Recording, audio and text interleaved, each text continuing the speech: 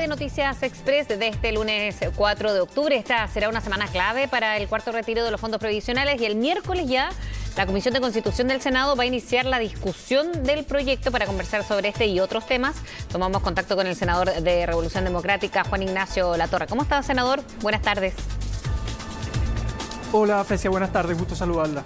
¿Están o no los votos? Porque es la pregunta ahora con algunos cambios de opinión de algunos senadores y el candidato Gabriel Boric, a propósito, decía que no estaban los votos, decía este fin de semana. Mire, recién se va a comenzar la tramitación esta semana. El día miércoles, entiendo, ha citado el presidente de la Comisión de Constitución a iniciar el estudio. Todavía no hay un plazo para indicaciones y yo creo que la semana pasada fue bien movida con todo lo que ocurrió con el candidato Sichel a propósito de los retiros de los fondos de pensiones. Yo creo que eso cambia un poco el escenario, es mi impresión, pero tendremos que ver.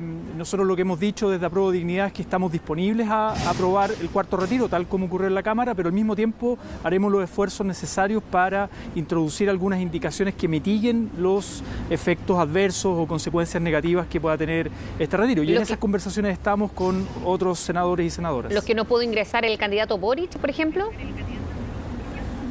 Claro, es que se ingresaron en la Cámara, se ingresaron formalmente en la Cámara, pero en la Comisión de Constitución de la Cámara fueron declarados inadmisibles, entonces ni siquiera se pudo ir al fondo del asunto y por lo tanto ni siquiera dimos la discusión de fondo que tenía que ver con el tema de los impuestos, con el tema de los montos, las cuotas. En el fondo, ¿cómo enfrentamos, por un lado, la desigualdad, los efectos en desigualdad, con el tema del pago de impuestos de las altas rentas y, por otro lado, la preocupación por la inflación? Y también hay un problema que se está discutiendo sobre las rentas vitalicias. Y eso es exacto, lo que pasa es que son varios temas en que podría alargar, ¿cree usted, un debate que está en plena campaña? Eso por un lado. Y le pregunto al mismo tiempo si cree necesario que aún se entregue este cuarto retiro o se apruebe este cuarto retiro en un contexto sanitario y económico que es bien distinto al de los otros retiros. Sí, a ver, estamos claramente en un ciclo electoral y eso sin duda que afecta la discusión y además está con discusión inmediata. El gobierno le metió aceleradora a este proyecto, no sé si le va a retirar esa urgencia, lo que permitiría un debate un poquito más sereno, más racional y eventualmente, si es que hay discrepancia entre la Cámara y el Senado, también se podría ir a comisión mixta, por lo tanto acá todavía hay camino que recorrer. Respecto de la pertinencia de este cuarto retiro, nosotros hemos dicho que claramente no es el mismo escenario a los primeros retiros, que estábamos en plena pandemia, sin apoyo del Estado, sin ayuda estatal.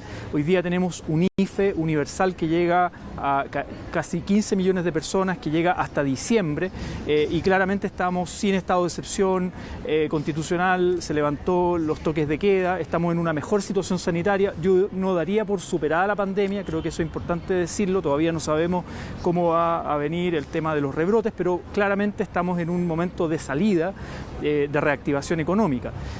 Pero al mismo tiempo, y eso es lo que hemos podido detectar en los distintos encuentros territoriales con la ciudadanía, es que la necesidad persiste, ya sea por deudas, ya sea por que el IFE no llega a todas las personas, pese a que la cobertura es bastante universal. Y en este mismo sentido, ¿cree usted que este cuarto retiro o cómo ha golpeado más bien a la carrera presidencial del diputado Boric y candidato? Y se lo pregunto por lo mismo, porque ahora son indicaciones que él quería incorporar en la Cámara, pero no resultó. Entonces, si bien casi todos los candidatos de una u otra forma o han cambiado de opinión, lo hizo también el diputado Boric, ¿se cree que esto puede haber golpeado en la candidatura en medio también del debate del cuarto retiro? Es que yo acá no creo que haya un tema de afectar la candidatura de Gabriel. Yo creo que acá hubo una posición colectiva de Apruebo Dignidad de todas las parlamentarias y parlamentarios de Apruebo Dignidad de la Cámara de Diputados, y yo también como senador fui parte de esas conversaciones y ahí tomamos una decisión colectiva que fue aprobar el cuarto retiro, pero al mismo tiempo vamos a jugarnos por algunas indicaciones para mitigar el tema de los efectos en desigualdad, por ejemplo con el tema de los impuestos, y también nos preocupa la presión inflacionaria. Entonces esas indicaciones que si bien no pudieron ser debatidas en la Cámara de Diputados, hoy día vamos a hacer los esfuerzos en el Senado. Entonces esto va más allá de las candidaturas presidenciales. Pero alguien pone la cara. Tiene que ver con eso, porque en el Senado seguramente es Yana Proboste quien ya ha tratado de o convencer o alinear a los parlamentarios, más allá que digan que están en libertad de acción para votar a favor o en contra. Sí, lo que ha pasado con los retiros es que finalmente ha habido un apoyo transversal. Más allá, la oposición, con todos los votos que tiene en el Senado, no es suficiente para aprobar el cuarto retiro. Se requieren algunos votos también del oficialismo y lo mismo las indicaciones.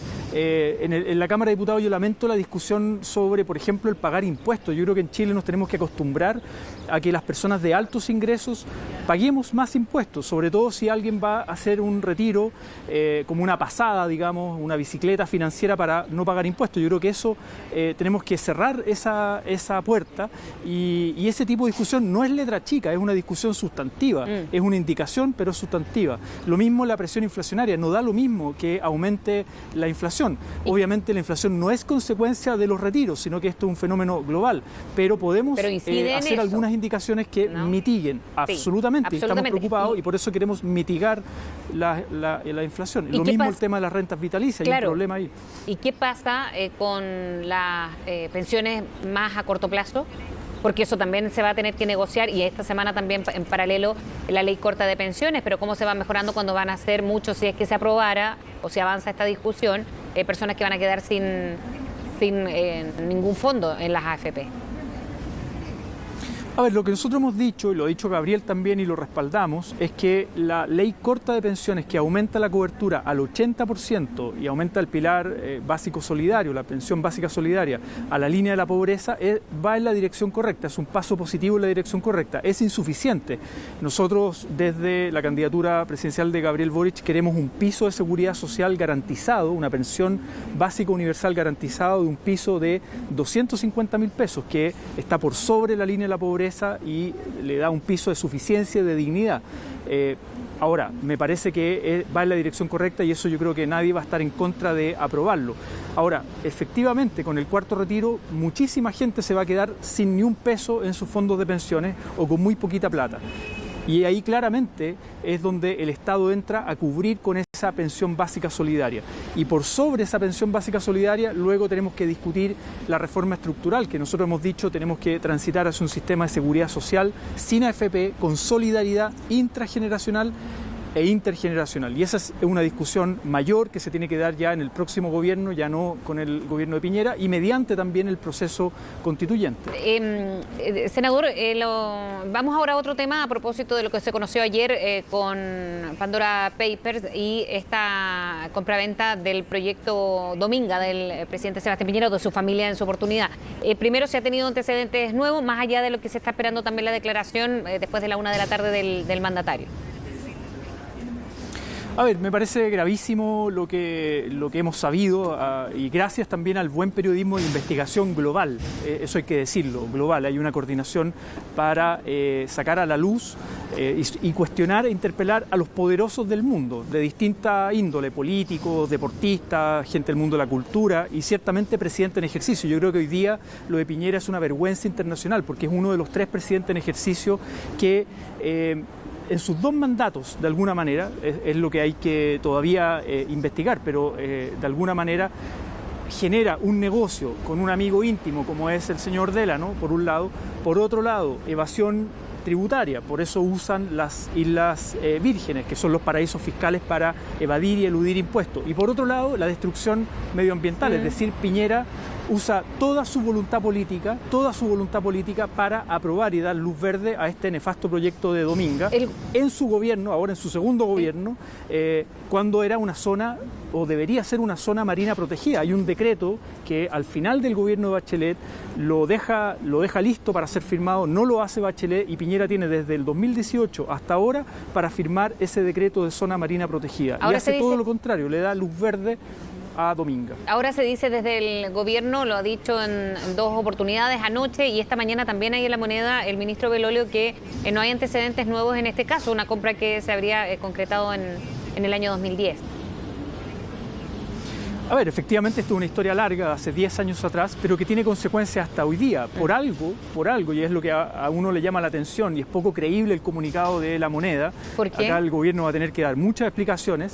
No, porque decir que Piñera no se enteró del negocio donde están involucrados sus hijos con el amigo íntimo, el señor Delano, por un proyecto Dominga, que no se enteró de esa compraventa y de las consecuencias que tiene, y además cómo él convoca al Consejo de Ministros para darle luz verde a un proyecto justo en la última etapa antes de irse, cuando hay procesos judiciales de por medio, en tribunales ambientales, o podría esto judicializarse.